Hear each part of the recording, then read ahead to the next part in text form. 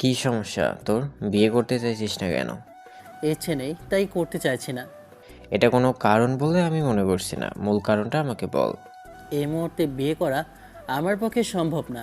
আমার ইচ্ছা বা মনমানসিকতা কোনোটাই নেই। আমি কারণটা জানতে চাইছি, এটা কোনো বলে আমি মনে করছি না। পাগল নাকি তোমরা? যাকে পছন্দ করতাম তারই ছোট বোনকে বিয়ে করতে হবে, এটা কোন ধরনের কথা ভাইয়া? এটা কখনো পসিবল না। তোমরা এসব নিয়ে আর কথা বলো না তো। তাতে কি দুজন তো একই রকম দেখতে, দুজনই যমজ বোন। যাকে পছন্দ করিস তার সাথে বিয়েটা নিয়ে কথা বলার আগে অন্য জায়গায় বিয়েটা ঠিক হয়ে গেছিল, আর তুই বাসায় আসার আগেই বিয়েটা হয়ে গেল। তাহলে আমরা আর কি করে আটকাতে পারতাম বল?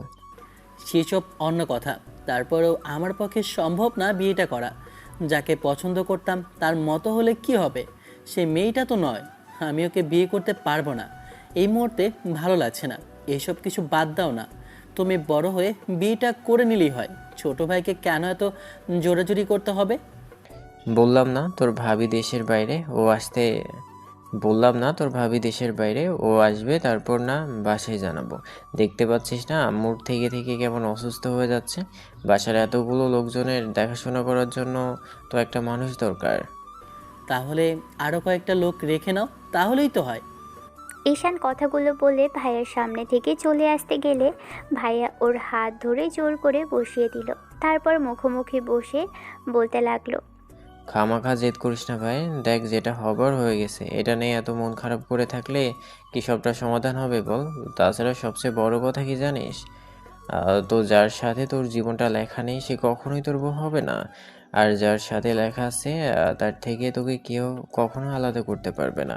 এখন আব্বু ওদের পরিবারের সাথে কথা বলেছে, ওরা বলেছে ওদের মেয়ের সাথে কথা বলে জানাবে।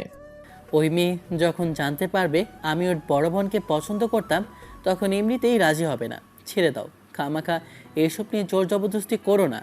কেন, যেটা হয়নি আর তোদের মাঝে তেমন কিছু ছিল না, আর সেটা নিয়ে এত ঝামেলা কেন করতে হবে? তাছাড়া যাকে পছন্দ করছিস, ওই মেয়েটা তো তোকে পছন্দ করতো না। জানালেই কি তোদের মাঝে তো কোনো সম্পর্ক ছিল না? তুমি বুঝতে পারছো না ভাইয়া, আমার পক্ষে সম্ভব না ওই মেয়েকে বিয়ে করা। তাছাড়া আমি ওকে দেখেছি, মেয়েটা কখনো আমার সাথে বিয়ে করতে রাজি হবে না। অত স্মার্ট মেয়ে আমাকে বিয়ে করবে না। কেন করবে না? আর তুমি কি সারা জীবন একা একাই থাকবে নাকি? দেখো আব্বু, ওই মেয়েকে আমি দেখেছি, আমার প্রচুর পরিমাণে পছন্দ হয়েছে মেয়েটাকে। পছন্দ হলেই কি? আমারও তো ওর বোনকে পছন্দ হয়েছিল। কই, তোমরা তো পারলে না ওর সাথে আমার বিয়েটা ঠিক করতে। বিয়ের পরদিন যখন বাসায় আসলাম তখন সবাই দাঁত কেলেই বলে ওর বিয়েটা হয়ে গেছে। দেখো আব্বু, আমরা যখন ওদের সাথে কথা বলতে যাব তার আগেই ওরা বিয়েটা ঠিক করে ফেলেছিল, তাহলে আমরাই বা কী করতাম? তুমি আমাদের বলতে দেরি করে ফেলেছিলে।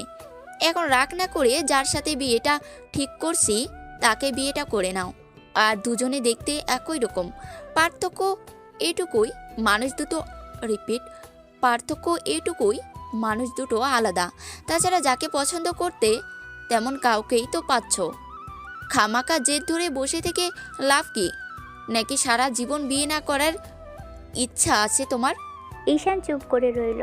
আপনারা হয়তো ভাবছেন এখানে কি হয়েছে, তাহলে শুনুন। কলেজে আদ্রিতা নামের একটা মেয়ে ঈশান পছন্দ করত। মেয়েটা 1 বছরের সিনিয়র ছিল, তাই কখনো বলার সাহস হয়ে ওঠেনি। কিন্তু খুব বেশি পছন্দ ছিল মেয়েটাকে। অত্যাধিক লেভেলে সুন্দরী আর সবার থেকে আলাদা ছিল বলে ঈশানের পছন্দ ছিল মেয়েটাকে। বছরখানেক গেল, তারপরও প্রপোজ করার মতো সাহসটাও হয়ে ওঠেনি। আর মাঝখানে আব্বুর জন্য ব্যবসার কাজে এদিক ওদিক দৌড়ে বেড়াতে হয়েছে ঈশানকে, তাই তেমন করে মেয়েটার দিকে খেয়াল রাখতে পারেনি। কিন্তু এরই মাঝে ঈশান খোঁজ রেখেছে যে মেয়েটা কারোর সাথে সম্পর্কে ছিল না, তাই ভেবেছিল যে অনার্স ফাইনাল ইয়ারের এক্সামটা শেষ হলেই আব্বু আম্মুকে জানাবে। কিন্তু অনার্স পরীক্ষা শেষে আব্বু বলল কয়েকদিনের জন্য চট্টগ্রাম যেতে হবে। বড় ভাইকে পাঠানোর কথা বললেও বড় ভাই গেল না। সেখানে যাওয়ার পর ভেবেছে ফিরে এসে আব্বু আম্মুকে জানাবে। তারপর যখন ওখানে 1 মাস থাকতে হলো, তখন ঈশান ওখান থেকে এই বিষয়টা জানালো আব্বু আম্মুকে। মেয়েটার ছবি দেখিয়েছিল ওদের। আব্বু আম্মু ওকে খুব বেশি পছন্দ করেছিল, তারপর ঈশান বাসায় আসার কয়েকদিন আগেই মেয়েটার বাসায় গিয়েছিল আব্বু আম্মু কথা বলার জন্য, কিন্তু জানতে পারলো মেয়েটার বিয়ে ঠিক হয়ে গেছে। তখন আব্বু আম্মু ছেলের এই বিষয়ে তেমন কিছু জানায়নি। জানালেই কি, তোদের ছেলেটা মাঝে তো ঝামেলা কোনো করবে সম্পর্ক বলেই ছিল আম্মু না। চুপ করেছিল। ঈশান গতকাল যখন বাসায় এসেছে তখন এই বিষয়টা বললে ঈশান অনেক বেশি মন খারাপ করেছিল। পুরো সকালটা জুড়ে আব্বু আম্মু আর ভাইয়া ঈশানকে বোঝাচ্ছিল, কিন্তু ঈশান তাতে বুঝতে নারাজ ছিল। শেষে ঈশানের বিয়ের কথা বলতেই আব্বু বলল অন্য কোথাও ওর বিয়ে ঠিক করবে, অন্য কোথাও ওকে বিয়ে করাবে। তাতেও ঈশান রাজি ছিল না। পুরো দুপুর জুড়ে আম্মু ঈশানকে রাজি করানোর চেষ্টা করেও তখন পারল না। তখন বিকেলে ভাইয়া এসে ঈশানকে রুমে ডেকে নিয়ে কথাগুলো বলছিল। ভাইয়ার সাথে কথা বলার মাঝে আম্মু আসলে ঈশান চুপ করে রইল। আম্মু এমন দ্বারা কথা শুনে ছেলে চুপ করে আছে দেখে আম্মু এসে ঈশানের একটা হাত দু হাতের মুঠোয় নিয়ে বলতে লাগলো, তোমাদের দু ভাইয়ের কাছে আমি কি জীবনে তো কিছুই চাইনি, সামান্য বিয়ে করতে বলছি, তাহলে বিয়ে করছো না কেন? তোমারই তো পছন্দ ছিল এই মেয়েটাকে। হ্যাঁ, মানুষটা হয়তো এক না, কিন্তু পছন্দ ছিল, দুজনকে দেখতেই একই রকম। আর তারপর যে মেয়েটার কথা তোমাকে বলা হচ্ছে, ওর বোনটাও তো দেখতে একদম পরীর মতো, অনেক ভালো মানাবে দুজনকে। আব্বু এখন আর জেদ না, বিয়েটা করে নাও। বিয়ের পর দুজন দুজনকে এমনিতেই চিনতে জানতে পারবে আর ভালোবাসতেও পারবে। তোমার ওই মেয়েটার জন্য যা ছিল সেটা একতরফাভাবে পছন্দ, এমন না তুমি ওকে ভালোবেসে ফেলেছিলে। তাই আমি তোমাকে রিকোয়েস্ট করছি, আব্বু অন্তত তো আমার পছন্দের বিয়েটা করে নাও, দেখো অনেক ভালো থাকতে পারবে। ঈশান ভাবার জন্য সময় নিল, কিন্তু দুদিন যাবৎ ভেবে যখন আম্মুকে কিছু জানালো না, দুদিন পর থেকে আম্মু খাওয়া দাওয়া আর ঈশানের সাথে কথা বলাটাও বন্ধ করলো। তৃতীয় দিনের মাথায় আম্মু রুমে বসেছিল, আব্বু আম্মুকে বোঝানোর চেষ্টা করছিল। তখন ঈশান গিয়ে আব্বু আম্মুর সামনে দাঁড়ালো। আম্মু ছেলেকে দেখেই মুখটা ফিরিয়ে নিতেই ঈশান আম্মুর সামনে বসে তারপর একটা হাত দু হাতের মুঠোয় নিয়ে বলতে লাগলো, ঠিক আছে, তোমাদের যখন এতই পছন্দ ওই মেয়েকে, আর তোমার জন্য যদি এতই ইচ্ছা হয় ওই মেয়েকে ছেলের বউ হিসাবে দেখার, তাহলে আমার আর কিছু বলার নেই। তোমরা বিয়ের আয়োজন করতে পারো, তবে খুব বড় আয়োজনের দরকার নেই, ঘরোয়াভাবে বিয়েটা সম্পন্ন হোক। আমার আর কোনো ইচ্ছা নেই এত লোকজনদের জানানোর। সে কি কথা, এরকম করে বললে হয়? আমার দুইটা মাত্র ছেলে, এত টাকা পয়সা দিয়ে হবেটা কি যদি একটু আয়োজনই না করতে পারলাম? থাকুক না, ও যখন বিয়ে করতে চাইছে তাহলে বিয়েটাই হোক। তারপর না হয় ওদের যখন দুজনের বোঝাপড়াটা বেশ ভালো হবে, তখন একটা রিসেপশনের অনুষ্ঠান করা যাবে। এখন করতে হবে তার কোনো মানে আছে নাকি? ঈশান একটা দীর্ঘ নিঃশ্বাস ফেলল। এবার আম্মু ঈশানের সামনাসামনি এসে বসলো। তারপর ছেলে মায়ের হাতে একটা চুমু খেয়ে বলতে লাগলো, এবার তুমি খুশি তো আম্মু? আমি অনেক খুশি। আমার আব্বু আমার কথা শুনেছি, তাহলে আমি খুশি হব না? ভাইয়াকে বিয়ে করালে না কেন? বড় ভাইয়াকে করালেই হতো, খামাখা আমাকে জোর জবরদস্তি করলে। তোমার ভাইয়ার কাকে যেন পছন্দ, তাকে ছাড়া অন্য কাউকে বিয়ে করতে চাইছে না। মেয়েটার সাথে কমিটেড ইমন। মেয়ে দেশে আসলে তোমার আব্বু বলেছে তাদের সাথে কথা বলবে, তাই এই মুহূর্তে সম্ভব হচ্ছে না। আম্মু অপুর সাথে কথা বললেই ঈশান রুমে আসলো। ঠিক এক সপ্তাহ পরে দুজনের বিয়ে ঠিক হলো।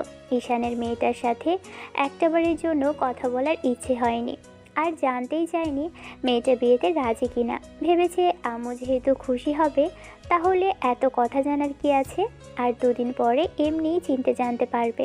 হয়তো সময় লাগবে, কিন্তু ঈশান মেয়েটার সাথে কোনো জোর জবরদস্তি করতে চায় না।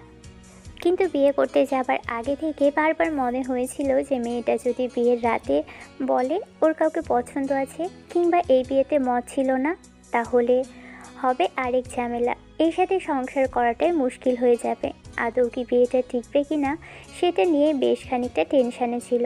ঈশানের বন্ধু মেহেদি বিষয়টা বুঝতে পেরে ওর কাঁধের উপর হাত রাখতে ঈশান একটু মলিন মুখে ওর দিকে তাকালো।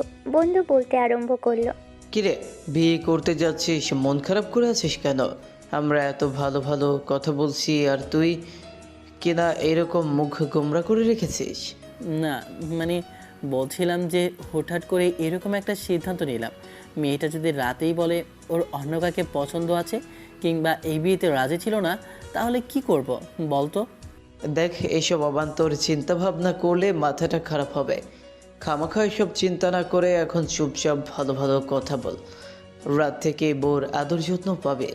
কালকে থেকে বউ তোর সব কাজ করে দিবে। এখন থেকে আর তোদেরকে কাউকে চিন্তা করতে হবে না। আন্টি একটু নিশ্চিন্ত হতে পারবে। সবই বুঝতে পারছি, কিন্তু মনটা কেমন কোড আছে জানিস তো। মনে হচ্ছে না যে এই সম্পর্কটা বেশি দিন টিকবে। আলতু ফালতু এসব কথা বাদ দিয়ে কিছুটা স্বাভাবিক হওয়ার চেষ্টা কর। সব সময় এত নেগেটিভ চিন্তা করিস কেন? সব সময় আমার সাথে নেগেটিভ হয়, তাই ভাবতে বাধ্য হই। এমনি এমনি কি ভাবি, নাকি যেটা হয় সেটাই তো মনে চলে আসে? আর ওরকম কিচ্ছু হবে না। দুজনের মাঝে ভালোবাসায় ভরপুর হবে তোদের সম্পর্কটা, দেখিস। অনেক মিষ্টি একটা সম্পর্ক হবে তোদের। 1 বছরের মাথাতেই তোদের কোলে একটা বেবি চলে আসবে। এখন রাতে বাসরের জন্য রেডি হ। খামাখা এসব চিন্তা করে মাথাটা নষ্ট করিস না। আধা ঘন্টার মধ্যে ওরা ঈশানের শ্বশুরবাড়ির সামনে চলে আসলো। তারপর ভিতরে গিয়ে ডাইনিংয়ে বসে খাওয়া দাওয়া করে কিছুক্ষণ আলাপ আলোচনা করতেই ঈশান এসে বিয়ের কাজ শুরু করলো। কাজে এসে বিয়ের কাজ শুরু করলো। ঘণ্টাখানেকের মধ্যে বিয়েটাও শেষ হলো। তারপর মোনাজাত করে কাজী দুজনেই দোয়া করে দিল। বিয়ের আগ থেকে নিয়ে শুরু করে ঈশান বিয়েটা শেষ হওয়া পর্যন্ত একটাবারও মেয়েটাকে দেখেনি। তবে বউকে যে সুন্দর করে সাজানো হয়েছে সেটা খুব ভালো করে বুঝতে পারছে। কারণ বিয়েটা তো আর প্রতিদিন করতে পারবে না, জীবনে একবারই হবে। আম্মুই হয়তো বলেছিল বউকে সাজাতে। তারপর সন্ধ্যার মুখে শ্বশুর শাশুড়ির একগাদা উপদেশ শুনে ঈশান তাদের মেয়েকে নিয়ে বাসার উদ্দেশ্যে আসলো। বাসায় এসে তারপর গাড়ি থেকে নামতেই আম্মু দৌড়ে এসে ছেলের বউকে বরণ করলো। যত সব কার্যক্রম ছিল সব শেষ করে রুমে আসতে আসতে প্রায় রাত 10টা বেজে গেল। রুমে প্রবেশ করে ঈশান কিছুক্ষণ মেয়েটার সামনে দাঁড়িয়ে রইল। মেয়েটা হাত মোচড়াচ্ছে, বোঝাই যাচ্ছে যে ভয় পাচ্ছে। ঈশান ওকে স্বাভাবিক করার জন্য ফ্রেশ হয়ে আসলো। তারপর এসে ড্রয়ার থেকে কিছু টাকা আর একটা রিং বের করে এনে মেয়েটার সামনাসামনি বসতেই টাকাগুলো রেখে ঈশান বইয়ের দিকে তাকিয়ে রইল। ইচ্ছে করছিল ঘোমটা তুলে দেখতে, কিন্তু যদি মেয়েটা রাগ করে সেটা ভেবেই সাহস হচ্ছিল না। তার উপর মেয়েটা বছর খানেকের সিনিয়র, বিষয়টা ভেবেই কেমন যেন লাগছিল। ঈশান মেয়েটার সামনে কিছুক্ষণ যাবৎ চুপ করে বসে রইল। মেয়েটা এখনও হাত মোচড়াচ্ছে। বিষয়টা দেখে ঈশান বলতে লাগলো, আপনি মনে হয় অনেক নার্ভাস, তাই না? না মানে আসলে আমি বুঝতে পারছি আপনি কী জন্য এত ভয় পাচ্ছেন। ভয়ের কোনো কারণ নেই। তাছাড়া আমি আপনার হাতটা পর্যন্ত ধরবো না। আপনার যদি খুব বেশি অসুবিধা হয় সময় নিন। আপনার যদি আমার সাথে থাকতে সমস্যা হয় তাহলে বলবেন, আমি আপনার থেকে দূরেই থাকবো। তেমন না, কিন্তু প্রথমবার তো তাই। আর আপনার সাথে আগে কখনো দেখা হয়নি। আমারও তো আপনার সাথে দেখা হয়নি, কিন্তু কয়েকবার দূর থেকে আপনাকে দেখেছিলাম। দেখা হলেও কথা হয়নি, এটা স্বাভাবিক। আবারও দুজনের মাঝে নীরবতা বিরাজ করলো। মেয়েটা এখনও হাতগুলো মোচড়াচ্ছে। ঈশান একটা দীর্ঘ নিঃশ্বাস ফেলে বলতে লাগলো, আপনার কারোর সাথে সম্পর্ক ছিল? না মানে আপনার সাথে একটা জুনিয়র ছেলের বিয়ে ঠিক করলো, আর আপনি বিয়েতে রাজি হয়ে গেলেন, বারণ করলেন না একবারও? না, কারোর সাথে সম্পর্ক ছিল না। আর এসব কিছু নিয়ে ভাবা হয়নি কখনো। তার মানে আপনি বলতে চেয়েছেন আপনি এখনো সিঙ্গেল? সিঙ্গেল কোথায়? আমার সাথে তো আজ আজ বিয়ে হয়ে গেল আপনার। আরে বাবা, আমি সে কথা বলছি না। আপনি অন্য কারো সাথে প্রেম করেননি সেটাই বলতে চাইছেন? সত্যি করিনি। আর আম্মুকে বলেছিলাম কয়েকটা ছেলে আমাকে পছন্দ করে, তখন আম্মু বলে ওগুলো বিয়ের আগে ঠিক না। আর আজকালকার প্রেম ভালোবাসা সত্যিই খুব বাজে। প্রেম তো করিনি, তাহলে কি করে বুঝলেন?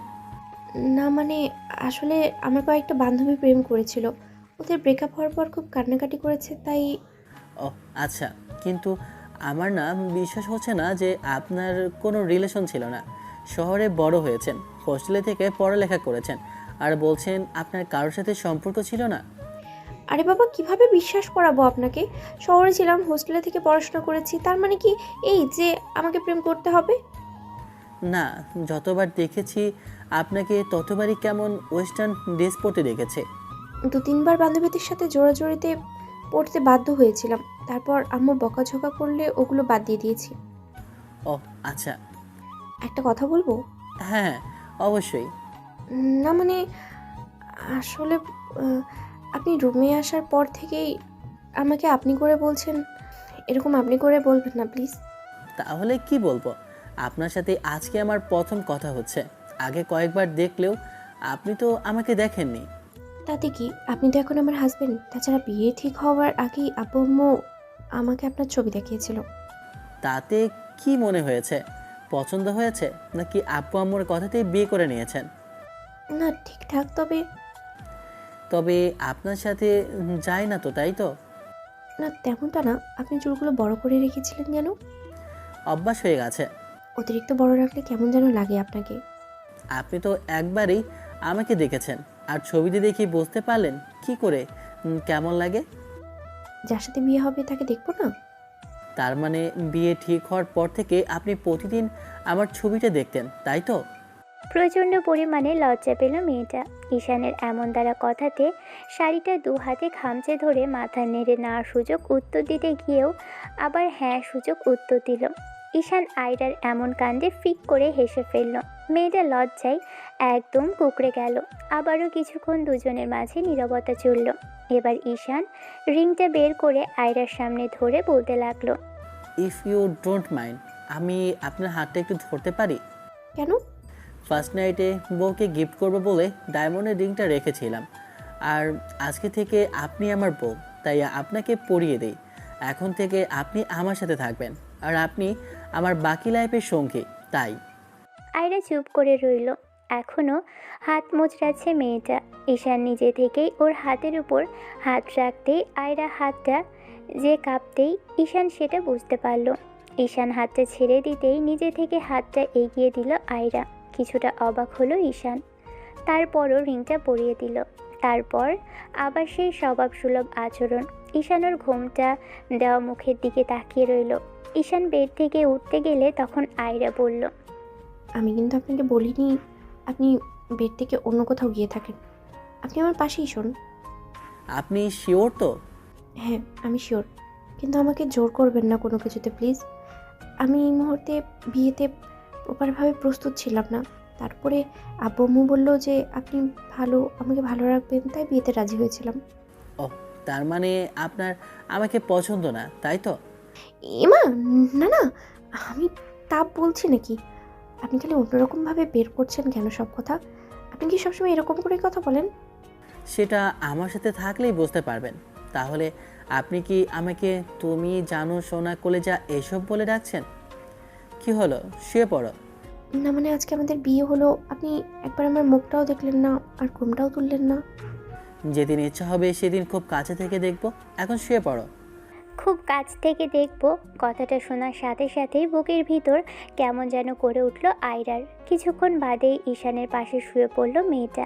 তারপর ঘন্টাখানিক এপাশ ওপাশ করেও যখন ঘুম আসলো না, ঈশান বিষয়টা বুঝতে পারল। কারণ ও নিজেও ঘুমোতে পারছিল না। তাই উঠে বসে তারপর গিয়ে লাইটটা অন করে দিল। মেয়েটার দিকে তাকিয়ে থেকে তারপর ওকে ডেকে বলল, আয়রা, ওঠো। ঈশানের কথাতে আয়রা চমকে উঠে বসলো। তারপর ওর দিকে অবাক চোখে তাকাতেই ঈশান খেয়াল করলো মেয়েটার মাথার উপর থেকে ঘোমটা সরে গেছে। ঈশান একবার মেয়েটার দিকে তাকিয়ে থেকে উঠে গিয়ে ওয়ার্ড্রপ থেকে একটা শাড়ি বের করে ওর দিকে এগিয়ে দিয়ে বলতে লাগলো, এগুলো পরে ঘুমাতে পারবে না, তাহলে পড়েছিলে কেন? যাও, চেঞ্জ করে আসো। আয়রা এবার কিছুটা স্বাভাবিক হলো। ছেলেটা প্রথম দিন থেকেই ওর কেয়ার করতে আরম্ভ করেছে। আয়রা যে ঘুমোতে পারছে না ঈশান সেটা বুঝে গেছে। মেয়েটা কিছুটা মুচকি হেসে ঈশানের হাত থেকে শাড়িটা নিয়ে দ্রুত পায়ে হেঁটে ওয়াশরুমে গেল। তারপর বিয়ে সেই ভারী গহনা আর শাড়িটা খুলে এনে ওয়ার্ড্রপে রেখে দিয়ে শুয়ে পড়ল। ঈশান লাইটটা অফ করে দিয়ে এসে মেয়েটার দিকে ঘুরতেই মেয়েটা কেমন করে যেন চোখ জোড়া বন্ধ করে নিল। একটু আগেই বলেছিলে আমি তোমার দিকে তাকাচ্ছি না কেন, আর তোমাকে দেখলাম না কেন, তাহলে এখন লজ্জার চোখ বন্ধ করলে যে? আয়রার সত্যি কেমন যেন লজ্জা লাগছে ঈশানের দিকে তাকাতে। আগেই জুনিয়র পর তার উপর আবার তুমি করে বলছে, আর এমন এমন সব কথা বলছে যার জন্য লজ্জায় লাল হয়ে যাচ্ছে মেয়েটা। ঈশান বুঝতে পেরে এবার চোখ জোড়া বন্ধ করে নিল। একটু বাদেই আয়রা তাকাতেই দেখলো ঈশান চোখ বন্ধ করে নিয়েছে। ও কিছু বলতে যাবে তার আগেই ছেলেটা বলল, লজ্জা আর জড়জড়তা কাটা ওয়াইরা, খুব তাড়াতাড়ি আমরা এর থেকে বেশি কাছাকাছি আসবো। আয়রা শুধু হুঁ শব্দটা উচ্চারণ করলো। পরদিন কখন মেয়েটার ঘুম ভেঙেছে জানে না, তবে যখন ঈশানের ঘুম ভেঙেছে তখন খেয়াল করলো মেয়েটা আয়নার সামনে দাঁড়িয়ে। ঈশান বুঝতে পারলো কিছুক্ষণ আগে মেয়েটা শাওয়ার নিয়ে এসেছে। ঈশান কিছুক্ষণ বসে রইল। মেয়েটা একটু বাদেই ওর দিকে চোখ বড় বড় করে তাকালো। এত সুন্দর লাগছে আয়রাকে, যার জন্য চোখ ফেরানোটাই দায়ী হয়ে যাচ্ছে। ঈশানকে এরকম করে তাকিয়ে থাকতে দেখে মেয়েটা লজ্জা মার্কা কণ্ঠে বলল, আপনি এমন করে তাকিয়ে আছেন কেন? আজব, আমার বউকে আমি দেখবো না? আর তাকিয়ে না থাকলে দেখবো কিভাবে? আমার বউ। কথাটা শুনে আয়রার বুকের ভিতর কেমন যেন একটা অনুভূতি স্রোত বয়ে গেল। মেয়েটা লজ্জায় লাল হয়ে গেল, মাথা নিচু করে চুলগুলো আঁচড়াতে লাগলো। ঈশান বিষয়টা বুঝতে পেরে ওয়াশরুমে ঢুকে গেল। একদম গোসল শেষ করে বেরোতেই আয়রা এবার ওয়াশরুমের দরজার দিকে তাকালো। ঈশান শুধু একটা টাওয়াল পরে দাঁড়িয়ে আছে। ছেলেটাকে এমন করে দাঁড়িয়ে থাকতে দেখে লজ্জায় মুখটা ফিরিয়ে নিল। তারপর দুহাতে আঁচলটা খামচে ধরে চুপচাপ বসে রইল। ঈশান ওর এই অবস্থা দেখে মুচকি মুচকি হাসতে লাগলো। তারপর এগিয়ে এসে শুকনো ড্রেস পরে নিয়ে আবার খেয়াল করলো আয়রা কেমন হাঁসফাঁস করছে। ঈশান এসে মেয়েটার পাশাপাশি বসে বলতে লাগলো, তুমি কিছু বলবে আয়রা? না মানে আসলে আপনি এমন করে আর আমার সামনে আসবেন না প্লিজ। কেমন করে? এমন করে শুধু টাওয়াল পরে আমার সামনে আসবেন না, আমার কেমন কেমন যেন লাগে। ঈশান ফিক করে হেসে ফেলল। মেয়েটার এরকম আজগুবি সব কথা ঈশান বেশ উপভোগ করছে। ছেলেটা এবার আয়রার দিকে মুখোমুখি হলো, কিন্তু মেয়েটা সেই থেকেই একদিকে তাকিয়ে আছে। তখন ঈশান বলতে লাগলো, এখন যদি আমি তোমার প্রশংসা করি তাহলে তোমার লজ্জা লাগবে না তো আয়রা? আয়রা মাথা নেড়ে মুখটা আবারও অন্যদিকে ঘুরিয়ে নিল। তখন ঈশান বলতে লাগলো, এমনিতেই যে পরিমাণে লজ্জা পাচ্ছ, যদি কিছু বলতে আরম্ভ করি শেষে দেখা গেছে দৌড়ে রুম থেকে বেরিয়ে যাবে। ঈশানের কথা শেষ হওয়ার সাথে সাথেই মেয়েটা তাই করলো, দৌড়ে রুম থেকে বেরিয়ে গেল। কিছুক্ষণ বাদে আবারও ফিরে আসলো। ঈশান বসে বসে ফোন চালাচ্ছিল। এসে ওকে বলল, বলছিলাম কি, সবার নাস্তা টেবিলে চলে এসেছে, আম্মু আপনাকে যেতে বলেছে। দুজনে গিয়ে নাস্তা করে আসলো। ঈশান বেডে বসতেই আয়রা ওর বিয়ের শাড়ি আর গয়নাগুলো বের করে তারপর কোথাও একটা চলে গেল। ঈশান অবাক হয়ে মেয়েটা যাওয়ার দিকে তাকিয়ে রইল। অন্যদিকে আয়রা গিয়ে আম্মুর রুমের সামনে দাঁড়ালো। তারপর অনুমতি নিয়ে প্রবেশ করলো। আম্মু আয়রাকে বসতে বললে মেয়েটা ওনার সামনে বসে শাড়ি গয়নাগুলো রাখতেই আম্মু অবাক হয়ে বলতে লাগলো, এগুলো কি বৌমা? না মানে আসলে কাল রাত হয়ে গিয়েছিল, তাই আমার শাড়ি গয়নাগুলো আপনার কাছে দিয়ে যেতে পারিনি। কেন এগুলো আমার কাছে দিয়ে যেতে হবে কেন? না মানে আম্মু আসলে আম্মু বলেছিল যে গয়নাগুলো যেন আপনার কাছে দিয়ে দিই, তাই আর কি। মেয়েটার এমন বোকাশোকা কথা শুনে আম্মু হেসে ফেলল। তারপর ওর একটা হাত এক হাতের মুঠোয় নিয়ে তারপর আরেক হাত আয়রার মুখের পাশে রাখতেই মেয়েটা আম্মুর চোখের দিকে তাকালো। আয়রা আম্মুকে হাসতে দেখে অবাক চোখে তাকালো। তখন আম্মু বলতে লাগলো, আমার কোনো মেয়ে নেই যে তার জন্য জোর করে তোমাদের থেকে এগুলো কেড়ে নেব। মামনি, তোমার শ্বশুর শাশুড়ি যা আছে তাতে তোমাদের পুরো ভরিয়ে রাখতে পারবে। মামনি, এমন গহনা মাসে 2-3 বার তারা তোমাকে অন্তত তো কিনে দিতে পারবে। আর শোনো, এগুলো তোমার জন্যই বরাদ্দ ছিল। আমার বড় ছেলের বউয়ের জন্য আলাদা করে রাখা আছে। তুমি ভেবেছো তোমার শাশুড়ি সেকালে মানুষদের মতো বিয়ের পর দিনই তোমার কাছে শাড়ি গয়না চাইবে? না মানে আসলে আম্মু আমি তো সেভাবে সব কিছু গুছিয়ে রাখতে পারি না, তাই আম্মু বলেছিল। পারো না, এখন থেকে শিখতে হবে।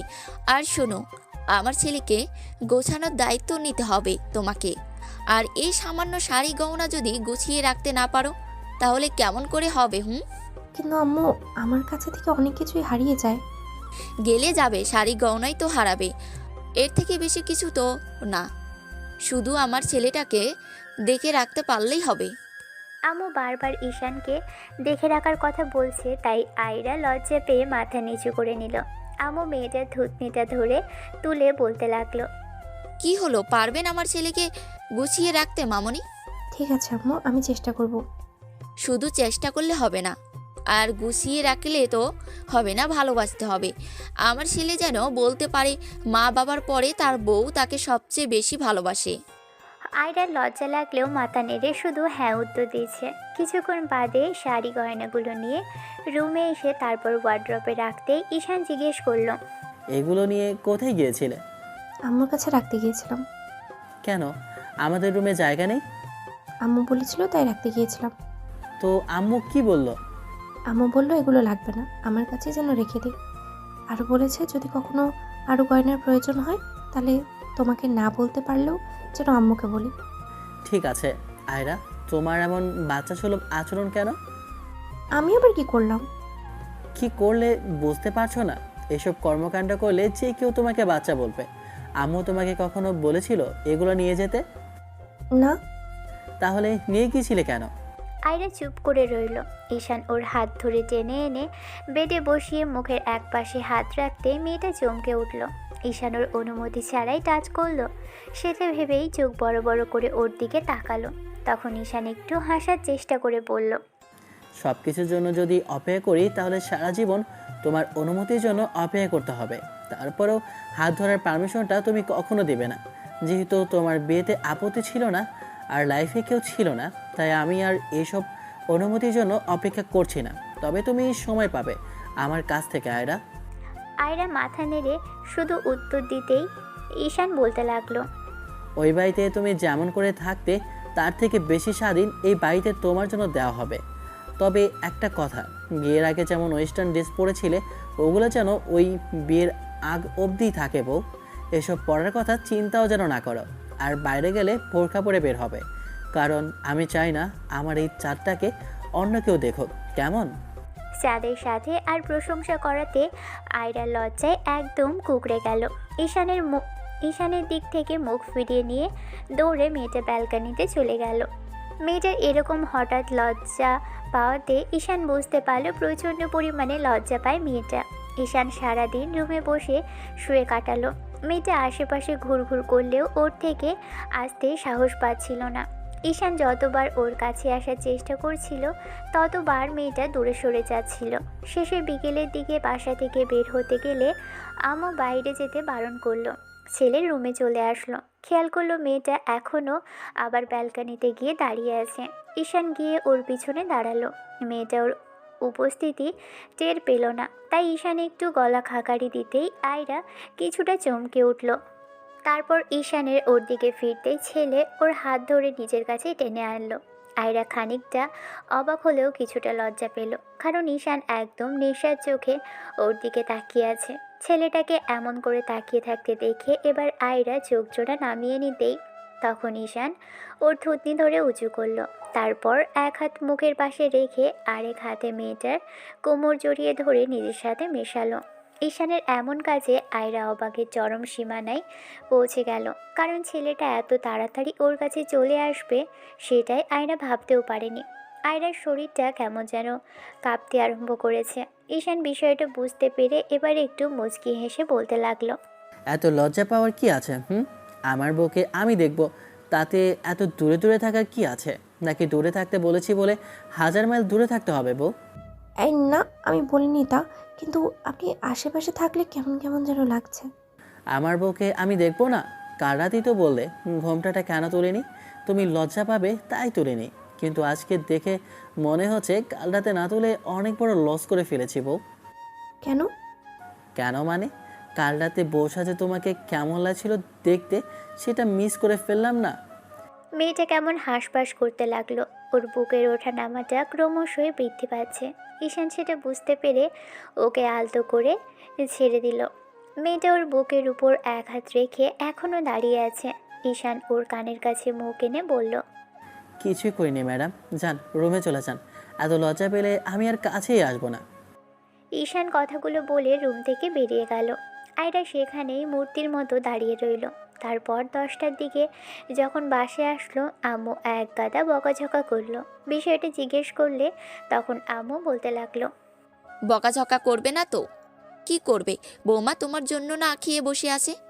বিয়ে করেছো আজকে দ্বিতীয় দিন, রিপিট, বিয়ে করেছো আজকে দ্বিতীয় দিন হলো না, তার আগেই বাসা থেকে বেরিয়ে দূরে গিয়ে বসে আছো। তাহলে কি করব? তোমার বৌমা আমাকে দেখে লজ্জায় শেষ হয়ে যায়, তাহলে আমি কি করে তার আশেপাশে থাকবো? প্রথম প্রথম এরকম একটু একটু হবেই, তাই বলে কি বাসা থেকে বেরিয়ে যেতে হবে? ঠিক আছে, এরপর থেকে যাব না। এখন বকাঝকা না করে গিয়ে শুয়ে পড়ো, আমি আয়রাকে নিয়ে খেয়ে নেব। আম্মু চলে যেতে ঈশান রুমে এসে ফ্রেশ হলো। মেয়েটা বেডে শুয়ে আছে। ফ্রেশ হয়ে এসে ওর পাশে বসে হাত ধরে টেনে ওঠালো। খিদে পেয়েছে, তাহলে খাওনি কেন? আম্মু বারবার বলার পরেও কেন খাওনি? আপনি বাইরে চলে গিয়েছিলেন তাই। ওসব পার্ট এখন উঠে গেছে। আমাদের মাঝে এত ভালোবাসা নেই যে আমার জন্য তোমাকে না খেয়ে বসে থাকতে হবে। ভালোবাসা নেই বলে কি চেষ্টা করতে হবে না? কিসের জন্য?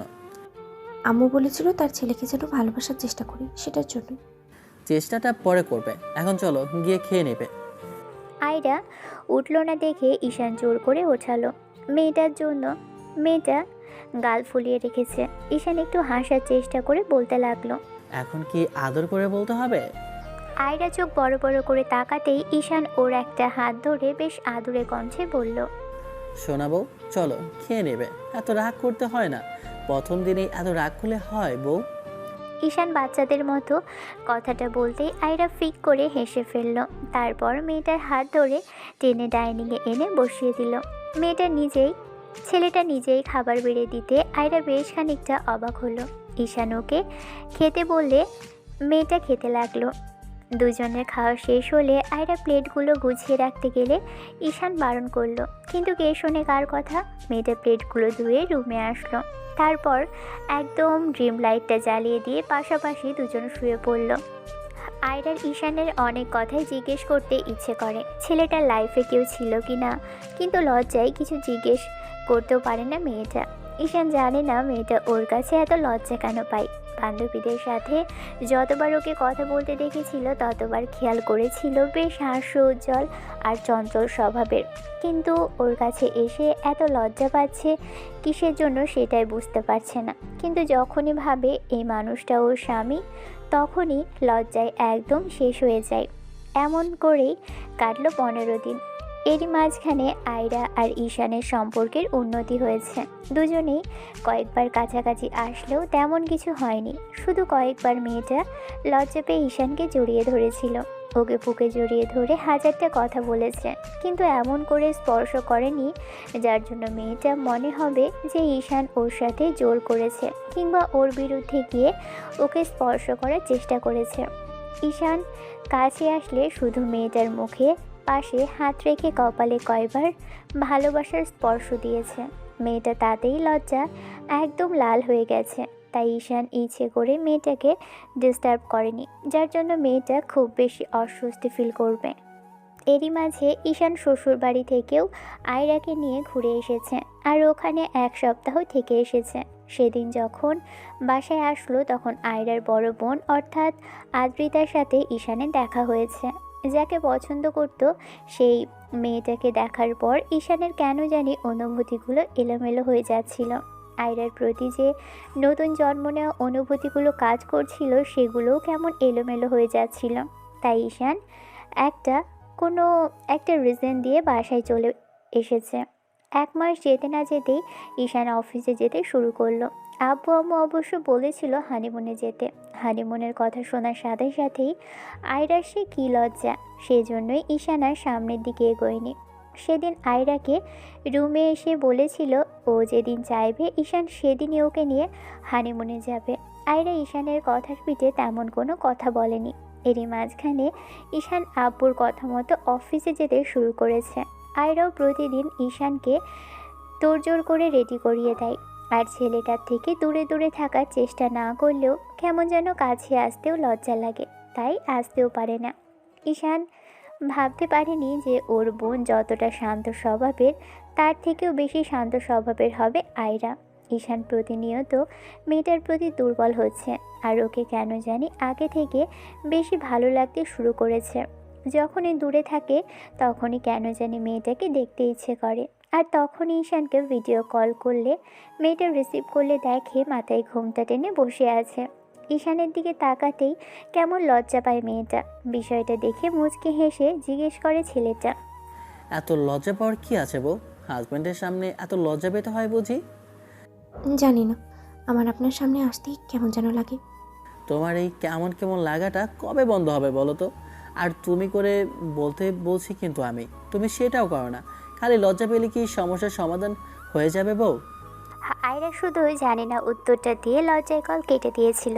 ঈশান প্রতিনিয়ত যখন বাসা থেকে বের হয়ে হাজারটা কথা বলে, মেয়েটাকে কাছে এনে কিছুক্ষণ ধরে মুখটা দেখে, কপালে একটা চুমু খেয়ে বাসা থেকে বের হয়। এটা ঈশানের অভ্যেসে পরিণত হয়েছে।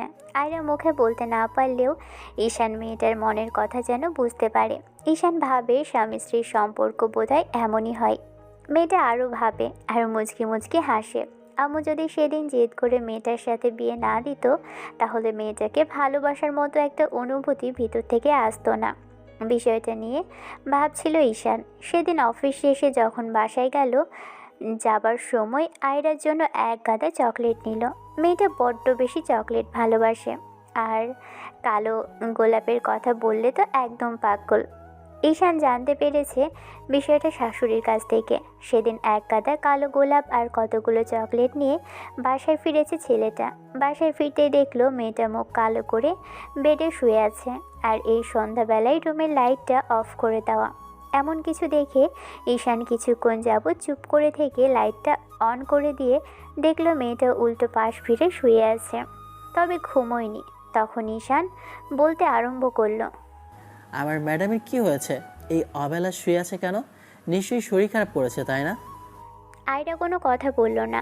ঈশান ফুল আর চকলেটগুলো টি টেবিলের উপর রেখে আয়রার পাশে গিয়ে বসতে মেয়েটা চোখ বন্ধ করে রাখলো। মেয়েটার এরকম কর্মকাণ্ডে ঈশান সামনাসামনি বসলো। তারপর খেয়াল করলো আয়রা চুপচাপ আছে।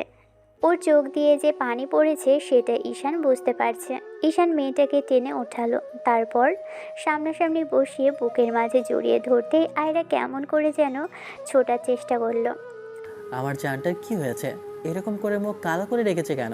সোনা পাখি, বাসার কথা মনে পড়েছে নাকি কেউ কিছু বলেছে? আমাকে বলো, কি হয়েছে আমার কলিজা? বলো আমাকে। আয়রা আবারও ছোটার চেষ্টা করতেই ঈশান ওকে ছেড়ে দিয়ে তারপর মুখের পাশে হাত রাখতেই মেয়েটা সরিয়ে দেওয়ার চেষ্টা করলো। মেয়েটা অভিমান করেছে ভেবে ঈশান আয়রার কপালে চুমু খেতে গেলে ওর বুকে ধাক্কা দিয়ে সরিয়ে দিতেই ছেলেটা বলতে লাগলো, এরকম রাগ করে আছে কেন বউ? নিশ্চয়ই কিছু হয়েছে। আমার থেকে লুকিও না সোনা, আমার কিন্তু খুব বেশি খারাপ লাগছে জান। ঈশান কথাটা বলতেই আয়রা ফুপিয়ে কেঁদে উঠল। তারপর হাতের উল্টো পিঠ দিয়ে চোখ মুছতে লাগলো। ঈশান মেয়েটাকে কাছে টেনে নিতে গেলেই ও সরে গেল। বেডের এক সাইডে গিয়ে বসে বলতে লাগলো, আপনি আমাকে ঠকিয়েছেন ঈশান। আয়রার মুখে এরকম দ্বারা কথা শুনে ঈশান বেশ খানিকটা অবাক হলো। তারপর একটা দীর্ঘ নিঃশ্বাস ফেলে মেয়েটার দিকে তাকিয়ে বলতে লাগলো, তোমাকে কে কি বলেছে আমাকে বলবে, নাকি আমাকে জোর করে শুনতে হবে? আমি তোমাকে ঠকালাম কিভাবে সোনা? আয়রা আরও জোরে জোরে ফুপিয়ে কেঁদে উঠল। তারপর হাত দিয়ে বুকটা ঢেকে নিয়ে বলতে লাগলো, আপনি আমাকে একটুও ভালোবাসেন না, শুধু শুধু আমার সাথে নাটক করেছেন এতদিন। ভালোবেসে কাছে টেনে নিতেন না, শুধু বউ ভেবে আর দায়িত্ব ভেবে এসেছেন আমার কাছে, কখনোই ভালোবাসেননি। এতদিনে তোমার এই কথা মনে হলো আয়রা? আমাকে বলো, কে এসব কথা বলেছে? নাকি তুমি একা একা চিন্তা করে? মনে হবার কিছু নেই, আমি নিজের কানেই শুনেছি আপনি আপুকে পছন্দ করতেন, আপুকে ভালোবাসতেন আপনি, তাই না? তাহলে আমাকে কেন বিয়ে করেছেন? আপুকেই যদি ভালোবাসতেন তাহলে ওকেই বিয়ে করতে পারতেন। মানুষ এক দেখতে বলে কি আমাকে বিয়ে করতে হবে আপনার? আয়রার এমন ধারা কথা শুনে ঈশান অবাকে চরম সীমানায় পৌঁছে গেল। মেয়েটা এসব কি বলছে? ওকে এইসবই বা কে বোঝালো? তাহলে কি আয়রার বোন আদ্রিতা কিছু বলেছে? ঈশান জোর করে এসে আয়রার সামনাসামনি বসলো। মেয়েটা সরে যেতে গেলেই ঈশান ওর মুখের দুপাশে হাত রাখতেই আয়রা নিজেকে ছাড়িয়ে নেওয়ার চেষ্টা করে বলতে লাগলো, চোবেন না আমায়, আপনি আমাকে ঠকিয়েছেন। ভালোবাসলে এতদিন এত বড় একটা বিষয় আমার কাছ থেকে লুকাতে পারতেন না। আপনি আমাকে ভালোবাসেন না ঈশান। যদি আমাকে ভালোবাসতেন তাহলে প্রথম দিনই আমাকে বলতে পারতেন। এবার কিন্তু রাগ উঠে যাবে আয়রা। আমার কথা না শুনে নিজের মতো করে সবটা বলতে পারো না তুমি? আমাকে বলতে দাও। আপনি আমাকে ছাড়ুন, আমাকে টাচ করার কোনো অধিকার নেই। আপনি এত বড় একটা বিষয় লুকিয়েছেন, আবার আজকে এসে আমাকে ভুলভাল বোঝানোর চেষ্টা করছেন। আমি আর কোনো কিছুই বুঝতে চাই না ঈশান, আপনি আমাকে মিথ্যে বলেছেন। তুমি আমার কাছে কখনো শুনতে চাওনি আয়রা। আর না কখনো বলার প্রয়োজন পড়েছে। তাছাড়া যেটা বিয়ের আগে ছিল সেটা চলে গেছে। তোমার আপুর জন্য তোমার আপুর অন্য কোথাও বিয়ে হয়ে গেছে। আমাদের বিয়ের পর আমি তোমাকে ভালোবাসতে শুরু করেছি আয়রা। মিথ্যে, সব আপনার মিথ্যে কথা। আপনি আমাকে ভুলভাল বোঝানোর জন্যই বলেছেন। আপনি আমাকে ভালোবাসেন, আপনি আমাকে একটু ভালোবাসেন না। এখনো আপনি আপুকে ভালোবাসেন? ঠিক আছে, আমি মেনে নিলাম তোমাকে ভালোবাসি না। তাহলে তোমাকে যে কেয়ার করি, তোমাকে যে কাছে টেনে নিয়ে, এগুলো কিসের জন্য আয়রা? জানি না, হয়তো দায়িত্ববোধ থেকেই করেন এগুলো। এতদিনে তোমার এরকমটা মনে হয়েছে? একটা কথা আমাকে বলবে যে এসব কথা তোমাকে কে বলেছে? আম্মু আব্বু বলেছে নাকি তোমার বোন বলেছে? আমি আম্মুকে কল করেছিলাম, আম্মু তখন আপুর সাথে কথা বলছিল। আমি ফোন দিতেই আপু আর আম্মু চুপচাপ ছিল। তারপর কথা বলা শেষ হতেই আম্মু ফোনটা রেখে চলেছে। আমি কলটা কাটিনি তখনও। তারপর আপুর কাছ থেকে শুনতে পাই আপনার সাথে আবার বিয়ে ঠিক হয়েছে। সেটা আপু জানতো না, আর আপু সেদিন জানতে পেরেছে বিয়ের পরে। এটা নিয়ে আপু আপুর সাথে তর্ক করছিল, কেন আমার সাথে আপনার বিয়ে হয়ে দিয়েছে। তুমি এখন কি চাইছো আয়রা? আমার থেকে দূরে চলে যেতে চাও তুমি? আপনি আমাকে কেন বলেননি? আপনি আমাকে ঠকিয়েছেন ঈশান, বাজেভাবে ঠকিয়েছেন। হ্যাঁ, ঠকিয়েছে, কারণ তোমার আপুকে আমি ভালোবাসিনি। তুমি আমার লাইফে আসার পর এই একটা মাসে তোমার প্রতি আমার ভালোবাসা জন্মেছে। আচ্ছা, একটা কথা বলো তো, কাউকে কি ভালো লাগা থাকতে পারে না? তোমারও তো কাউকে ভালো লাগতে পারে। আমি সেটা জিজ্ঞেস করেছিলাম, কিন্তু তুমি আমাকে জিজ্ঞেস করলে কি আমি বারণ করতাম? আমি সেদিনই বলে দিতাম। এইসব বিষয় নিয়ে কথা উঠলে হয়তো তোমার মন খারাপ লাগবে, তাই বলিনি। আর তোমার আপুর সাথে আমার এমন কোনো সম্পর্ক ছিল না আয়রা, যার জন্য তোমার থেকে আমি লুকাতাম। আজকে যখন জানতে চাইছো, তাই আজকে বলেই দিলাম। তোমার আপুকে পছন্দ করলেও কখনো ভালোবাসতাম না। যদি বাসতাম তাহলে তোমাকে বাঁচতে পারতাম না আয়রা। সব মিথ্যে। আপনি আমাকে ভালোবাসেন না, আপনি এখন আপুর কথা ভাবেন। সেই জন্যই আমাকে আদর করেন না, আর আমার থেকে দূরে দূরে থাকেন। যদি ভালোবাসতেন তাহলে এতদিন জোর করে হলেও আমাকে আদর করতেন। তোমার ভালোর জন্যই এতদিন তোমার থেকে দূরে সরে থাকলাম। তুমি যেন 8-10টা বইয়ের মতো এইটুকু না ভাবো আমি জোর করে তোমার কাছে এসেছি।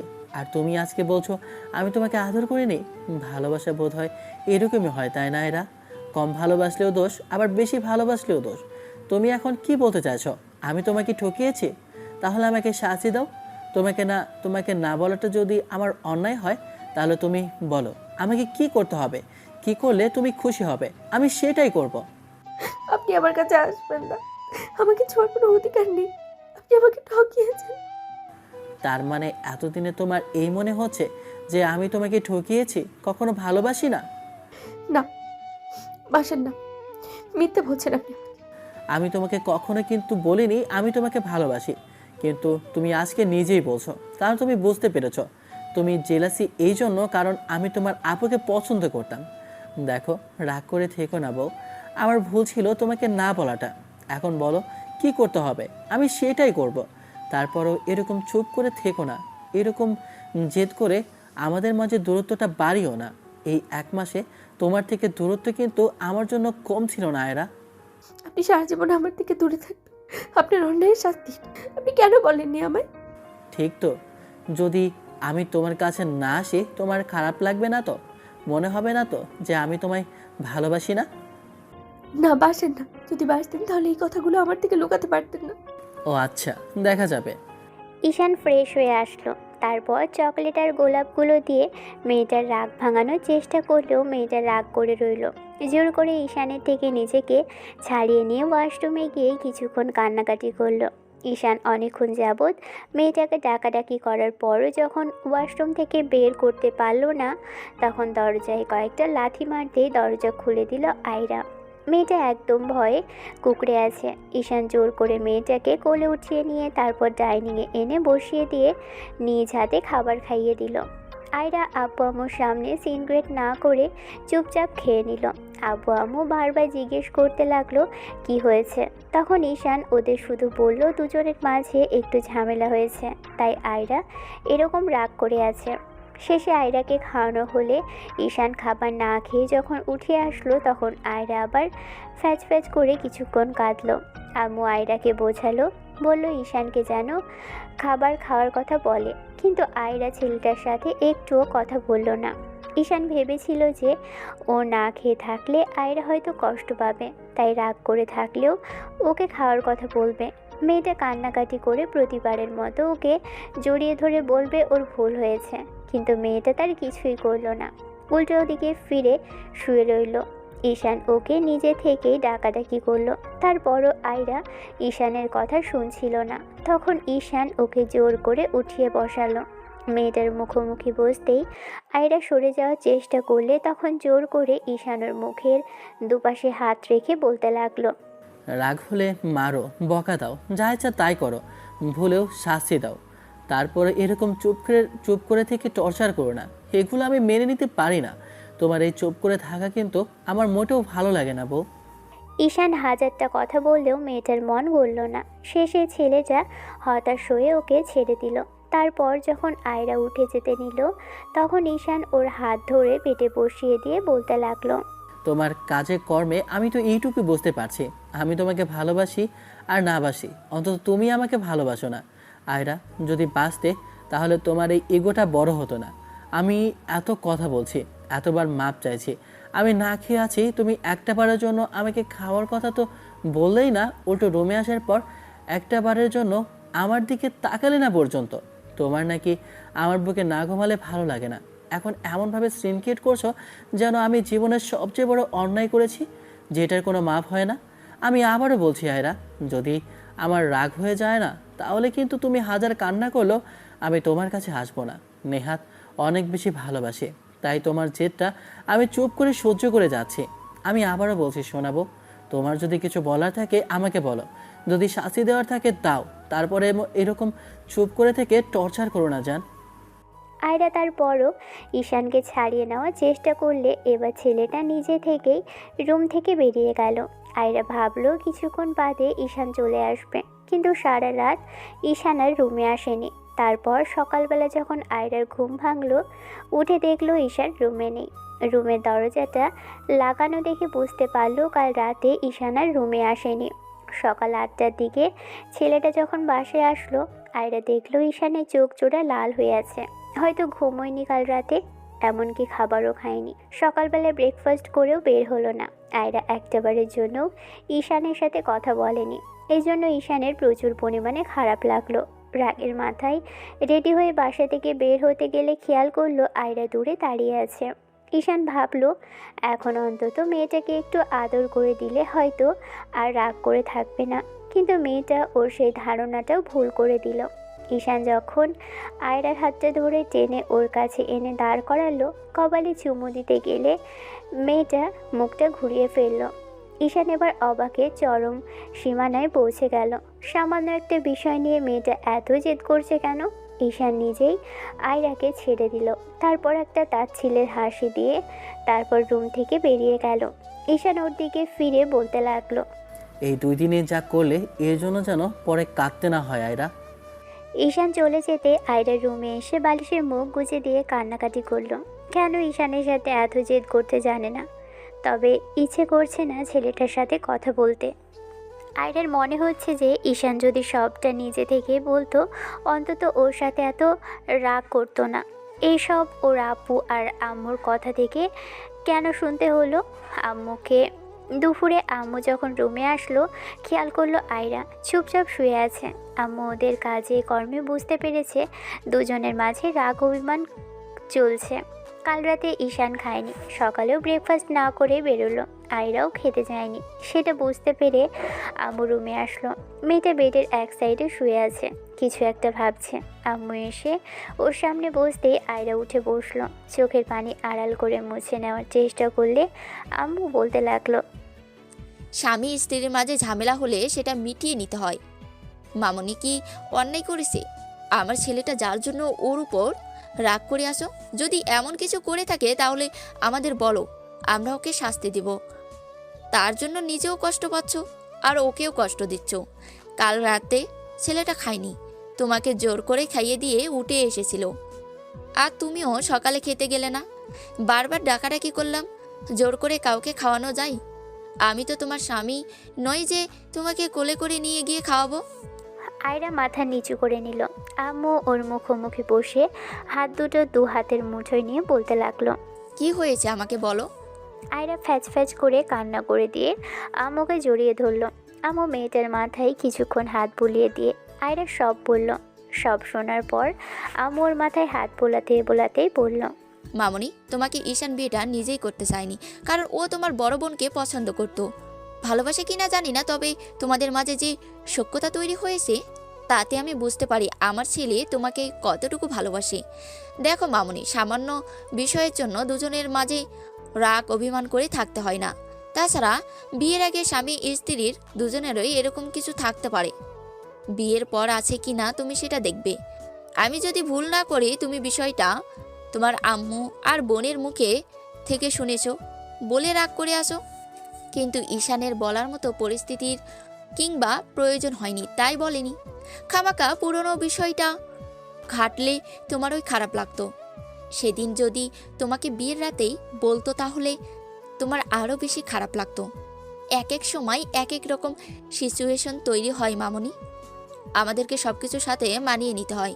দুজনে দিব্যি ভালো ছিলে, একটা বিষয় নিয়ে ওর উপর একটু রাগ করেছো, বকাঝকা করতে, দুদিন কথা বলতে না, ঠিক হয়ে যেত। কিন্তু এরকম কেন করছো? যার জন্য আমার ছেলে এত রেগে গেছে। ও কিন্তু সহজে কারো উপর রাগ করে না। ওর তোমার প্রতি কেয়ারিং দেখি আমি বুঝতে পারি ঈশান তোমাকে ঠিক কতটুকু ভালোবাসে। অতিরিক্ত রাগ হয়ে থাকলে তার জন্য বকাঝকা করো, তারপরও কথা বলো। ওকে দূরে রেখে শাস্তি দাও, তারপরও কথা বলো। এরকম চুপ করে থাকলে ছেলেটা কষ্ট পাবে। আর তুমি যে কতটুকু কষ্ট পাচ্ছ সেটা আমি দেখেই বুঝতে পারছি। আয়রা কোনো কথা বলল না। আম্মু কিছুক্ষণ মেয়েটাকে বুঝিয়ে তারপর জোর করে নিয়ে গিয়ে খাবার খাইয়ে দিল। মেয়েটা খেতে চাচ্ছিল না। আম্মু অনেক বুঝিয়ে ভুলিয়ে ভালিয়ে তারপর খাওয়ালো। ঈশান দুপুরে বাসায় আসলো না, আর মেয়েটাও ওকে কল করলো না। আয়রা ভেবেছিল যে ঈশান অন্তত ওকে কল করবে, প্রতিবারের মতো এবারও তেলাবে, কিন্তু ছেলেটাকে কল করাতে দূরে থাক, একটা মেসেজ পর্যন্ত করেনি। ঈশান দুপুরে ক্যান্টিন থেকে খেয়েছে। রাগের মাথায় না খেয়ে থেকে শরীর খারাপ করবে, তাই ভেবেছিল মেয়েটা ওর উপর রাগ করে আছে, থাকুক। ও দেখতে চায় আয়রা কতদিন রাগ করে থাকতে পারে। সারাদিন ঈশান আয়রার কোনো খোঁজ খবর নেয়নি। আম্মু কয়েকবার কল করলেও ঈশান শুধু চুপ করেছিল। তারপর সন্ধ্যার মুখে কাজ শেষ করে অফিস থেকে বেরোলেও বাসায় ফিরল রাত 10টার দিকে। বাসাতে আসলেই আম্মু বলল আয়রাকে জোর করে খাওয়ানো হয়েছে। ঈশান কোনো কথা না বলে ফ্রেশ হয়ে খাবার খেয়ে নিল। অন্যদিকে আয়রা ভেবেছিল ঈশান ফ্রেশ হয়ে যখন বাইরে যাচ্ছে তাহলে খাওয়া দাওয়া করে রুমে আসবে, কিন্তু রাত 2টো বেজে গেলেও ঈশান রুমে আসলো না। কাল রাতের মতো ছেলেটা বেরিয়ে যায়নি তো? বিষয়টা নিয়ে আয়রা কিছুক্ষণ যাবৎ ভাবলো। তারপর বাহিরে এসে কয়েকটা রুমে খুঁজে যখন পেল না ছেলেটাকে, তারপর গেস্ট রুমে এসে দেখলো ঈশান ঘুমিয়ে আছে। আয়রা অবাক হলো এটা ভেবে যে ঈশান রুমে না গিয়ে গেস্ট রুমে ঘুমিয়ে আছে। তারপর বুঝতে পারলো যে ওর উপর রাগ করে এখানে ঘুমিয়ে আছে। রাতে আর ঈশানকে ডাকার মতো সাহসটা আয়রার আর হয়নি। এই 2 দিনে যে পরিমাণে ছেলেটার সাথে রুড বিহেভিয়ার ইগনোর করেছে তাতে ছেলেটার রাগ করে থাকাটাই স্বাভাবিক। পরদিন সকালেই 8:30টার দিকে ঈশান রুমে আসলো। ফ্রেশ হয়ে তারপর রেডি হয়ে বাসা থেকে বের হতে গেলেই দেখলো আয়রা আশেপাশে ঘুরঘুর করছে। অন্যদিকে মেয়েটা ভাবলো যে ঈশানের সাথে সব ঠিক করে নিবে, রাগ করে থাকলেও কথা বলবে, কিন্তু ঈশান ওকে সেই সুযোগটাও দিল না। ঈশান আয়রার সাথে কথা বলা তো দূরে থাক, একবারের জন্য ওর দিকে ফিরল না। মেয়েটার সামনে এসে দাঁড়ালে তখন ঈশান পাশ কাটিয়ে বেরিয়ে গেল। আয়রা ভেবেছিল কালকের মতো ঈশান ওকে কাছে টেনে নিয়ে একটা চুমু দিলে ওকে জড়িয়ে ধরে কিছুটা কান্নাকাটি করবে আর বলবে যে এরকমটা কখনো হবে না, কিন্তু আয়রার ধারণাটা ভুল করলো ঈশান। ওর দিকে একটাবার ছেলেটা তাকালো না পর্যন্ত। ব্রেকফাস্ট করে বেরিয়ে পড়ল, তারপরও কোনো কথা বলল না মেয়েটার সাথে। আয়রা ভেবেছিল রাগ করে বাসা থেকে বেরিয়ে গেলেও অফিসে গিয়ে ঈশান ওকে ফোন দিবে, কিন্তু দুপুর পর্যন্ত অপেক্ষা করার পরও ঈশান কল করলো না। আয়রার বেশ খানিকটা বিরক্ত লাগলো। নিজের ইচ্ছেই কল করতে ইচ্ছে হলেও কেন জানি করতে পারলো না। আবার নিজেও রাগ দেখিয়ে বসে রইল। দুপুরে যখন ঈশান খেতে আসলো না, আয়রা তখন আরও বেশি অবাক হলো। কালো যে আসেনি মেয়েটা একটাবার সেটাও বোঝার চেষ্টা করলো না। তারপর ঈশান সন্ধ্যার মুখে অফিস থেকে বেরিয়ে রাত 10টার দিকে বাসায় ফিরল। বাসাতে ফিরে আম্মু এক গাদা বকাঝকা করলেও ঈশান চুপচাপ রুমে চলে আসলো। তারপর ফ্রেশ হয়ে নিচে যখনই বের হতে যাবে তখনই আয়রা সামনে এসে দাঁড়ালো। ঈশান সকালের মতো এখনও পাশ কাটিয়ে বেরিয়ে গেল।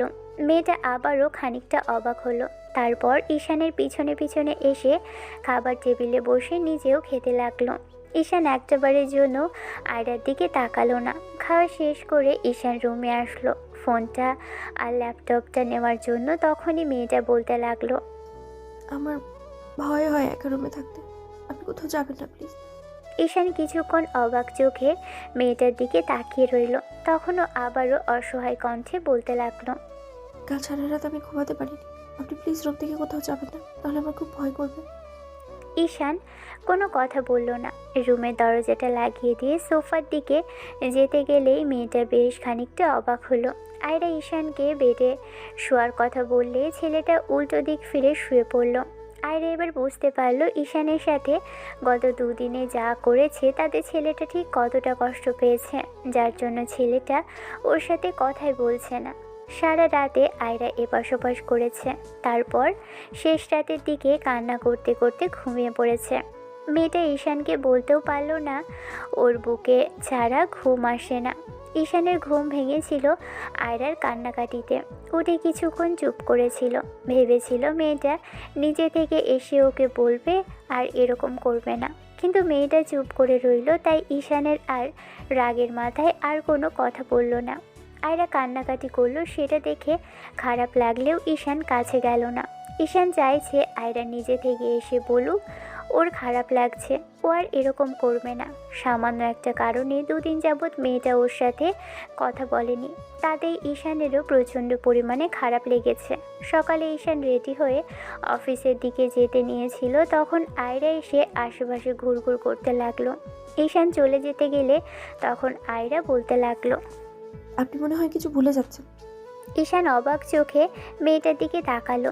আয়রা লজ্জায় মাথা নিচু করে বলতে লাগলো, না মানে আসলে আপনি তো আমাকে কিছু দিয়ে গেলেন না। আমি কিছু ভুলছি না, ভোলার অভ্যাস আমার নেই। সরো সামনে থেকে। তা থাকবে কেন? আপনি তো আর আমাকে ভালোবাসেন না। যদি বাসতেন তাহলে কি ভুলে যেতেন এমন করে? মনে তো থাকবে আমার আপুকে, তাই না? আয়রার মুখে এরকম কথা শুনে ঈশানের প্রথমে হাসি পেলেও যখন আপুর কথাটা বলল, নিমেষেই মধ্যেই ঈশানের মাথাটা গরম হয়ে গেল। রাগী চোখে আয়রার দিকে তাকাতেই মেয়েটা ফ্যাচ ফ্যাচ করে কেঁদে ফেলল। ঈশান কিছু না বলেই চলে যেতে নিলেই আবার আয়রার দিকে ফিরে বলতে লাগলো, ভালো যখন বাসি না আর বুঝতে পারো তাহলে কাছে আসার চেষ্টা করছো কেন? তুমি বলেছো যেন কাছে না আসে, তাই দূরে থাকার চেষ্টা করছি। আর এমনিতেও তোমার কাছে আসলে তারপর ভুলভাল করে তোমার গায়ে হাত দিব। দুদিন বাদে এমনিতেও থাকবে না আমার সাথে, তার থেকে দূরে গিয়ে না হয় ভালো থেকো। কেন থাকবো না? সেটা তুমি জানো। আমি ভালোবাসি না বলে দূরে সরে থাকছো, তাহলে আমার থেকে দূরে যাওয়ার জন্য হলেও এই বাসা থেকে তো চলে যাবে না? ঈশানের এমন দ্বারা কথাতে আয়রা জীবনের সবচেয়ে বেশি অবাক হলো। ঈশান আর বাকি কথাটুকু বলল না। ঈশান চলে যেতে আয়রা রুমে এসে ফুপিয়ে ফুপিয়ে কাঁদলো। সারাটা দিন আর মেয়েটা রুম থেকে বেরোলো না। দুপুরে আম্মু ঈশানকে কল করে জানালো আয়রা কান্নাকাটি করেছে আর দুপুরে খাবারও খায়নি। ঈশান একটাবারের জন্য আম্মুর কথা রাখলো না। কেন? যারা তো রাগ, সে কেন ফোন করতে পারলো না? একটাবার ফোন করে বললেই তো ঈশান বাসায় যেত। বিকেলে আম্মুর রাগারাগিতে ঈশান বাসায় আসলো। তারপর সন্ধ্যায় নাস্তা করার জন্য আম্মুকে বলতেই আম্মু নাস্তা দিয়ে গেলে ঈশান খেতে লাগলো। এরই মাঝে আয়রা এসে সামনাসামনি সোফায় বসতেই ঈশান উঠে রুমের দিকে চলে গেল। আয়রা অবাক চোখে ওর দিকে তাকিয়ে বুঝতে পারলো ঈশান ওর উপর রেগে আছে। মেয়েটা ঈশানের পিছনে পিছনে রুমে আসলো। ঈশান ল্যাপটপটা কেবলই ওপেন করবে তখনই মেয়েটা এসে ওর মুখোমুখি বসতেই ছেলেটা উঠে এবার সোফায় গিয়ে বসলো। আয়রা উঠে এসে সামনে দাঁড়ালো আর বলতে লাগলো, আমার থেকে এই ল্যাপটপ আপনার কাছে খুব বেশি জরুরি হয়ে গেছে, তাই না? ঈশান মেয়েটার দিকে তাকাতেই খেয়াল করলো ওর চোখে পানি টলমল করছে। ছেলেটা একটু হাসার চেষ্টা করতেই আয়রা এবার রাগের মাথায় ল্যাপটপটা নিয়ে বেডে ফেলল। ভাগ্যিস পড়ে যায়নি, না হলে ভেঙে যেত। ঈশান তারপরও রাগ দেখালো না। উঠে ব্যালকনির দিকে যেতে গেলে আয়রা ওর হাত ধরল। সাথে সাথে ঈশান হাতটা ছাড়িয়ে নিয়ে বলতে লাগলো, আজব, আমি অন্যায় করেছি, তুমি সেটা শাস্তি দিয়েছো। এখন তাহলে নিজেই এবার এরকম করছো কেন? কেন কেন আরও শাস্তি দাও? আমি তো আরও শাস্তি পারি যোগ্য। খামোকা এরকম বাচ্চামি করো না তো। তুমি তোমার মতো থাকো আর আমাকে আমার মতো থাকতে দাও। ঈশান কথাগুলো বলে ব্যালকনিতে গিয়ে দাঁড়ালো। আয়রা বুঝতে পারলো সেদিনের কথাগুলো ঈশান মনে করে রেখেছে। আয়রা ব্যালকনির দিকে যেতে নিয়ে ফিরে এসে তারপর রুমের দরজাটা লাগিয়ে দিয়ে ঈশানের পিছনে গিয়ে দাঁড়ালো। মেয়েটা ফুপিয়ে ফুপিয়ে কেঁদে উঠতেই ঈশান একবার ঘাড় ঘুরিয়ে ওর দিকে তাকালো। আয়রা বারবার হাতের উল্টো পিঠ দিয়ে চোখ মুছছে। ঈশান সেখান থেকে চলে যেতে নিলেই আয়রা হুটহাট করেই যেটা করলো সেটার জন্য ঈশান প্রস্তুত ছিল না। মেয়েটা ওকে জড়িয়ে ধরে ফুপিয়ে কেঁদে উঠল। শার্টটা খুব শক্ত করে খামচে ধরে বলতে লাগলো, আপনি আমার সাথে এমন কেন করছেন? আমার খারাপ লাগতেছে, আপনি বুঝতে পারছেন না? খারাপ লাগলে আমি কি করব? তোমার খারাপ লাগার কারণ যখন তুমি নিজেই তৈরি করেছো, তাহলে আমার কি করার থাকতে পারে বলো? আমি কষ্ট পেলে আপনার তাতে কিচ্ছু যায় আসে না, তাই না? যায় আসে বলেই আমি সেদিন জোর করেছিলাম, তোমাকে বারবার বুকে টেনে নিয়েছিলাম। ভেবেছিলাম একটু আদর করব, একটু জড়িয়ে ধরবো, তাহলে তোমার রাগটা কমে যাবে। রাগ ভাঙানোর চেষ্টাটা বারবার করেছিলাম, কিন্তু তুমি কি করেছিলে? আমাকে ততবার ইগনোর করেছো, দূরে সরিয়ে দিয়েছো। দূরে সরিয়ে দিয়েছিলে তাতেও সমস্যা ছিল না। দুটো দিন আমার সাথে কথা বলোনি, তখন আমার কেমন লেগেছে বলো? এই দুদিনে তোমার ঠিক যতটা কষ্ট হয়েছে, আমার তার থেকে বেশি কষ্ট হয়েছে। কারণ তুমি আমার সাথে একটুও কথা বলোনি, আর সেখানে তোমাকে ইগনোর করলেও কথা বলেছি। তাহলে এখন কেন তোমার সমস্যা হচ্ছে? সমস্যা তো হবেই, আপনি আমাকে ইগনোর করতে পারেন না, ব্যাস। এখন এসব বলে তো শুনবো না। ইগনোর তো তোমাকে সহ্য করতেই হবে। শুরুটা তুমি করেছো, তখন কিন্তু আমি বারবার বলেছিলাম আমি যদি ইগনোর করতে শুরু করি, সেটা কিন্তু তুমি সহ্য করতে পারবে না। ভুল হয়েছে আমার, আর কখনো এরকম করবো না। বিশ্বাস করেন, আমার কষ্ট হচ্ছে। এমন করে অন্যদিকে মুখ ফিরিয়ে রাখবেন না প্লিজ। না, আমি তো তোমায় ভালোবাসি না, তাহলে কেন তোমার দিকে তাকাবো, কেন জড়িয়ে ধরবো, আর কেনই বা আদর করবো তোমাকে? কারণ আমি ভালোবাসি, আর সেই জন্যই খুব জেলাসি ফিল হয়েছিল। আপনি কেন আপুকে পছন্দ করলেন? আপনি আমাকে বললে আমি হয়তো তখন কিছু মনে করতাম না, কিন্তু যখন ভালোবাসতে শুরু করেছি তখন এসে এমন আমাকে অন্য কারোর কাছ থেকে শুনতে হলো, তাই রাগ হয়ে গেছিল। সেই জন্যই বোধহয় বাচ্চাদের মতো জেদ করেছিলাম, আর এখন নিজেও কষ্ট পাচ্ছি। আয়রা ঈশানকে আঁকড়ে ধরে ফুপিয়ে ফুপিয়ে উঠতে লাগলো। কিছুটা সময় পরই ঈশান ওকে ছাড়িয়ে নিল। সাথে সাথে মেয়েটা আরও জোরে জোরে কান্না করতে লাগলো। ঈশান ওর মুখের দুপাশে হাত রাখলো, তারপর চোখের পানিটা দু হাতের বুড়ো আঙুল দিয়ে মুছিয়ে দিতেই আয়রা ঈশানের শার্টের কলার আঁকড়ে ধরলো। তখন ঈশান মেয়েটার কপালে ঠোঁট ছুঁয়ে দিয়ে বলতে লাগলো, আরে বাবা, যাচ্ছি না কোথাও, এত কান্নাকাটির কি আছে?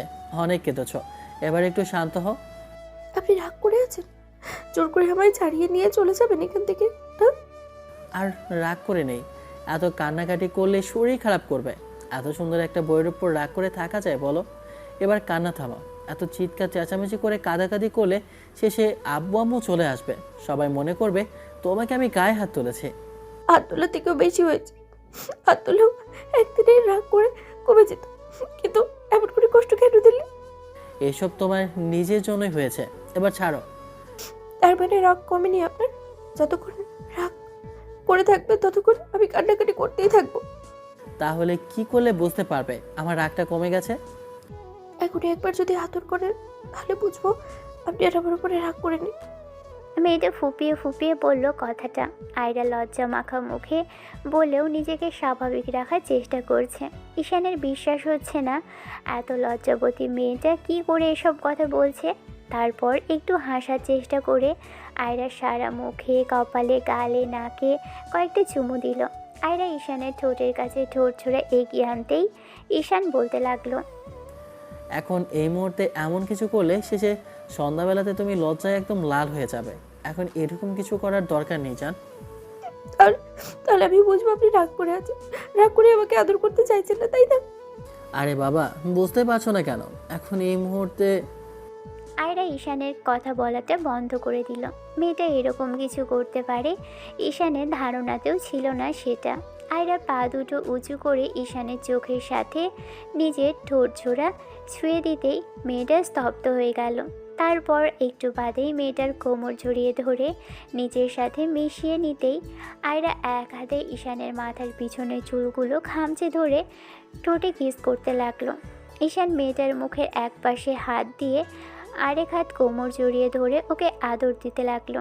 মিনিট পাঁচেক পরে ছেড়ে দিতেই আয়রা লজ্জায় মুখ লুকিয়ে নিল ঈশানের বুকে। ঈশান মেয়েটাকে ছাড়িয়ে নিতেই লজ্জায় ওর বুকের সাথে লেপ্টে রইল। ঈশান ওকে হঠাৎই পাঁজাকোলা করে তুলে নিল। আয়রা আবারও ঈশানের ঠোঁটের দিকে নিজের ঠোঁট জোড়া এগোতেই ঈশান ওর ঠোঁটের সাথে ঠোঁট মেলালো। আয়রা ঈশানের চুলগুলো আঁকড়ে ধরে কিস করতে লাগলো। ঈশান কোনো রকমে লাইটটা অফ করে দিল। তারপর বউটাকে বেডে শুইয়ে দিয়ে ওর পাশে শুয়ে পড়তেই মেয়েটা ওকে নিজের দিকে টেনে নিল। ঈশান জানে না মেয়েটার লজ্জা শরমগুলো আজকে কোথায় গেছে, তবে আয়রার চোখে যে আজকে পুরো আকাঙ্ক্ষায় ভর করেছে ঈশান সেটা বুঝতে পারছে। ঈশান মেয়েটার পুরো নাকে, কানে, গলায়, মুখে, চোখে অসংখ্য পরিমাণে চুমুতে ভরিয়ে দিল। অন্যদিকে আয়রা চোখ জোড়া বন্ধ করে নিয়ে ঈশানের চুলগুলো আঁকড়ে ধরে আছে, আর প্রতিবার ছেলেটার এমন মাতাল করা স্পর্শে কেঁপে উঠছে। ওকে নিজের সাথে জড়িয়ে ধরার চেষ্টা করছে। ঈশান আয়রার গলায় আর ঘাড়ে কিছুক্ষণ আদর দিতেই আয়রার আরও বেশি উত্তেজিত হয়ে ছেলেটার চুলগুলো ধরে ঘন ঘন শ্বাস নিতে লাগলো। বিষয়টাকে আরও মাত্রা অতিরিক্ত করার জন্য ওর বুকের উপর থেকে আঁচলটা সরিয়ে দিতেই বুকের মধ্যে মুখ গুজে দিল। মেয়েটাকে আরও পাগল করে তুলল। আয়রা যে হাঁসফাঁস করছে সেটা বুঝতে পেরে ওর বুকে অসংখ্য চুমু দিল, আর মেয়েটা ঈশানের নিজের সাথে খুব শক্ত করে আঁকড়ে ধরে কেঁপে উঠতে লাগলো। দুজনের শরীরে পুরো কাপড়গুলো বাঁধনহারা হলো। ঈশান মেয়েটার অবস্থা বুঝতে পেরে শরীরে একটা চাদর টেনে দিল, তারপর নিজের সাথে মিশিয়ে নিল।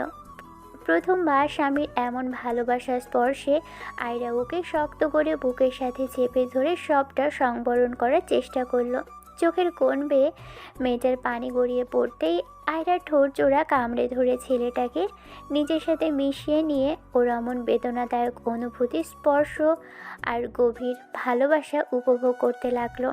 ঘণ্টাখানিক দুজনের ভালোবাসার ময় সময় কাটার পর একটা সময় ঈশান আয়রাকে বুকের মধ্যে রেখে ওর মাথায় হাত বুলিয়ে দিতে লাগলো, আর হাজারটা চুমু দিচ্ছে। এবার আয়রা ঈশানের বুকে একটা চুমু দিতেই ঈশান মেয়েটাকে একটু শক্ত করে জড়িয়ে ধরল।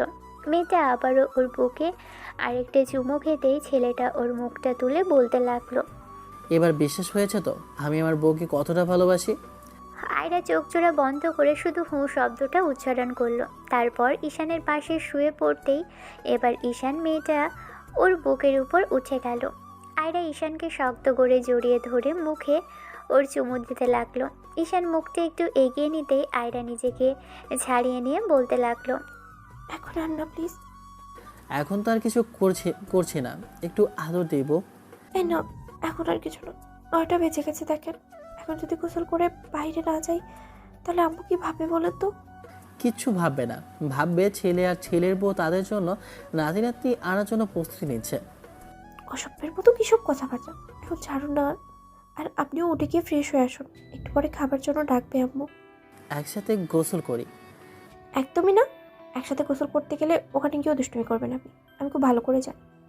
ঈশান একটা দুষ্টু হাসি দিয়ে আয়রার দিকে ঠোঁট জোড়া এগোতে গেলে মেয়েটা এবার চাদরটা কোনো রকমে শরীরে জড়িয়ে ধরে ওয়াশরুমে ঢুকে গেল। 30 মিনিট পর বেরোতেই ঈশানও উঠে ফ্রেশ হয়ে আসলো। এসে দেখলো মেয়েটা এখনও চুল শোকাতে ব্যস্ত। ঈশান এসে ওর পিছনে দাঁড়িয়ে তারপর আলতো করে পিছন থেকে জড়িয়ে ধরে ওর কাঁধের উপর থেকে চুলগুলো সরিয়ে দিয়ে একটা চুমু দিতেই দেখলো আয়রার ঘাড়ে আর গলায় লাল লাল ছোপ ছোপ দাগ পড়ে আছে। মেয়েটার গলায় অসংখ্য দাগ হয়ে আছে। ঈশান বুঝতে পারলো যে এগুলো একটু আগে ওরই দেওয়া ভালোবাসার দাগ। ঈশান অসহায় চোখে আয়নাতে তাকিয়ে দেখলো আয়রা একটা মায়াবী চোখে ওর দিকেই তাকিয়ে আছে। ঈশান মেয়েটার ঘাড়ের আর গলায় চুমু খেয়ে বলতে লাগলো, এগুলো কি করে হলো জান? একটু আগে আপনিই তো দিয়েছেন। এই জন্যই বারণ করেছিলাম যে এখন এগুলোর দরকার নেই, খাওয়া দাওয়া করে আসতাম, তারপর না হয়। এখন আমি বাইরে যাবো কি করে? সবাই যদি এগুলো দেখে ফেলে কি ভাববে? কি আর ভাববে, ভাববে ছেলে তার বউকে আজকে ইচ্ছা মতো আদর করেছে। আপনার কিছু মুখে আটকায় না, তাই না? বাচ্চাটা একটা অসভ্য ব্যাপার। অসভ্যতামি কে করতে বাধ্য করলো? তুমিই তো। আমি কি বলেছিলাম নাকি আমি অসভ্যতামি করবো বউ? আমি জোর করে কাছে টেনে নিইনি, তুমি তো জোর করে কাছে আসলে। এখন কেউ যদি সুযোগ দেয় তাহলে আমি কি করতে পারি বলো? তাই বলে আমাকে এভাবে কষ্ট দিবেন? প্রথমবার স্বামীর ভালোবাসা পেতে গেলে এরকম একটু একটু কষ্ট তো হয় জান। আমার মনে হয় না আপনি প্রতিবারই ভালোবাসতে গেলে এরকম করে কষ্ট দিবেন আমার। বউয়ের কাছে আসলে কি এগুলো আর মনে থাকে? তবে চেষ্টা করবো আমার সোনা বাঘিটা আর কষ্ট না দিতে, কেমন? দেখি এবার আমার দিকে তাকাও। একদমই না। তাহলে তখন কেন এসেছিলে? এখন যদি কাছে না আসো তাহলে কিন্তু রাতে আর জড়িয়ে ধরে ঘুমাবো না, একটু আদরও দেবো না। খালি আমাকে ভয় দেখান। যখন বুঝতে পেরেছেন আপনার বুকে ছাড়া আমি ঘুমাতে পারি না, তখন থেকে ইমোশনাল ব্ল্যাকমেল করতে শুরু করেছেন, তাই না? তাহলে কি করবো বলো? তুমি আমার দিকে একটু ফিরেও না শোনাবো, দেখি তাকাও। এবার ঈশান খেয়াল করলো আয়রার ঠোঁটেও খানিকটা কেটে গেছে। ঈশান বেশ অসহায় চোখে মেয়েটার দিকে তাকিয়ে থেকে তারপর ওকে বুকের সাথে জড়িয়ে ধরে মাথায় হাজারটা চুমু দিয়ে বলতে লাগলো, অনেক কষ্ট হয়েছে তাই না জানটা? তাতে কি আছে? আপনার দেওয়া প্রথম ভালোবাসার স্পর্শে আমি নিজেকে সম্পূর্ণ মনে করেছি ঈশান। স্বামী দেওয়া অনুভূতি ভালোবাসার কাছে কোনো কষ্টই খুব বেশি কষ্ট নয় ঈশান। আপনি আমার ভালোবাসা, আর ভালোবাসার অনুভূতির পাশে আপনি আমাকে নিয়ে গিয়েছেন। আমার এতে একটুও কষ্ট হয়নি, বিশ্বাস করেন। ঈশান মেয়েটাকে ছাড়িয়ে নিল, ওর মুখের পাশে হাত রেখে সারা মুখে চুমু দিল। আয়রা আবেশে চোখ জোড়া বন্ধ করে নিল। ভালো থাকুক ভালোবাসা, দেখা হচ্ছে অন্য কোনো দিন অন্য কোনো গল্পে। ততদিন পর্যন্ত সুস্থ থাকবেন, ভালো থাকবেন, আমাদের সাথেই থাকবেন। ধন্যবাদ, আল্লাহ হাফেজ।